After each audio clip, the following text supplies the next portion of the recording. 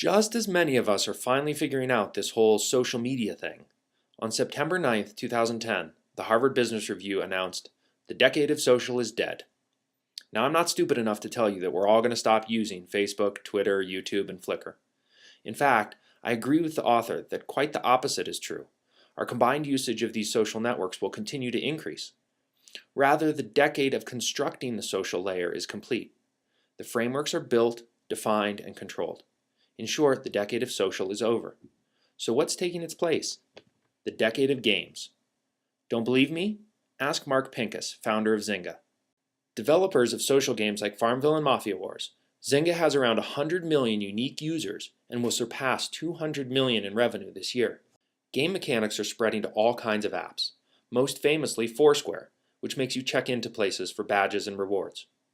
Retailers and media companies from the Huffington Post to DirecTV now incorporate some level of game mechanics.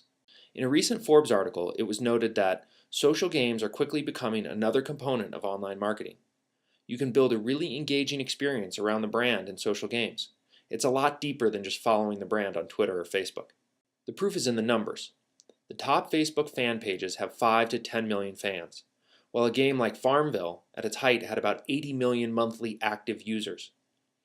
While branded social games have the potential to help companies drive brand awareness and sales in new ways, they don't compare to the really interesting stuff that's happening with game dynamics right now. Gamification, or G-commerce as we call it, uses game mechanics to incentivize behaviors. Most often, the behaviors we are trying to drive are getting the user to engage in a community, make a purchase, or declare their brand loyalty.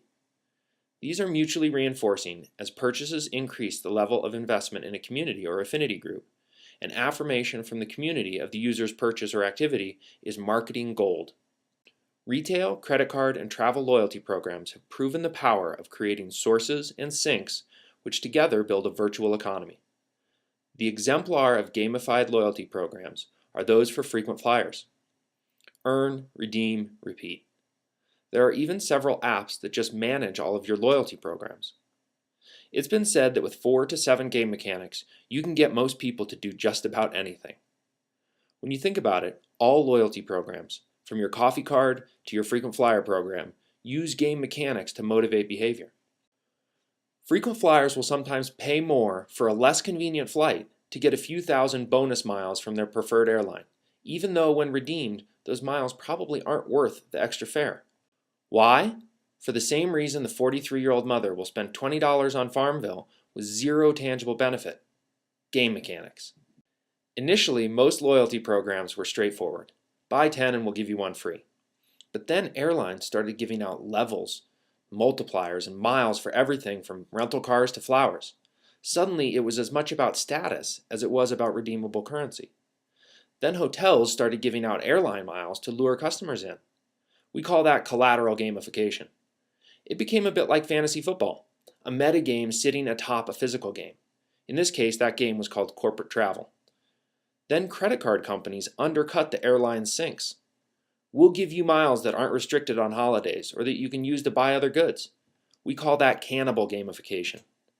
This hijacking of loyalty is also happening when companies subordinate their brand and their relationships with millions of customers to platforms like Facebook or Foursquare.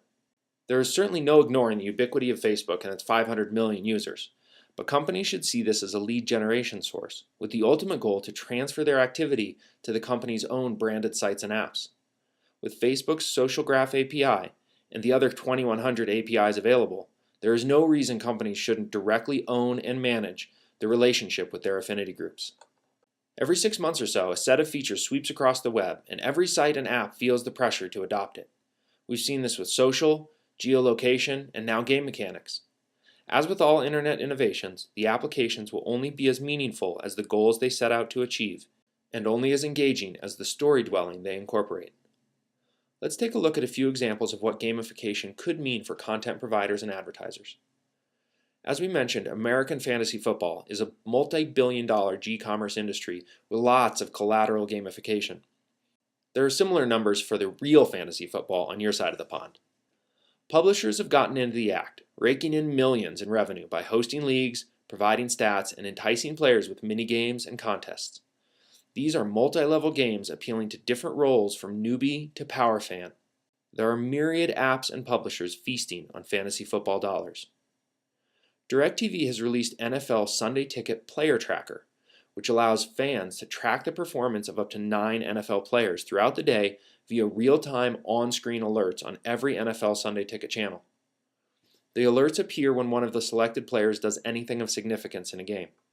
Fantasy football is an example of taking real life and overlaying a digital game. But can a digital game overlay real life?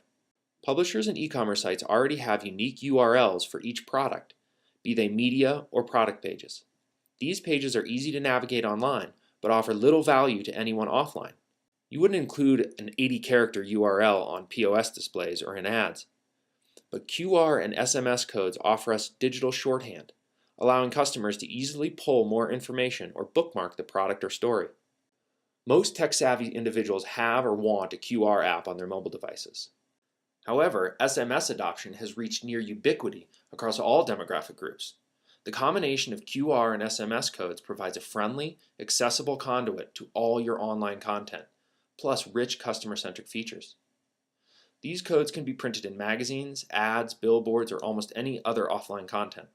Anytime a customer uses either code, the associated product or story is stored for later recall or sharing. Fox Home Entertainment and JagTag recently launched a mobile campaign for the release of Avatar on DVD. The in-store program leverages barcodes in promotions at Best Buy and Kmart locations to offer fans clips from the film immediately and the chance to opt in for ongoing multimedia mobile content. What few companies are doing is gamifying these marketing programs. They could be driving participation and transactions by offering points, levels, and rewards for exploring, sharing, and collecting products and media using these codes. Every loyalty program and every app is a form of opt-in marketing. We are entering a new era of consumer empowerment, enabled by the evolution of mobile computing, APIs, apps, and game mechanics. Publishers are using these new consumer memes and technologies to provide novel, multi-channel experiences blending content and marketing in unique ways.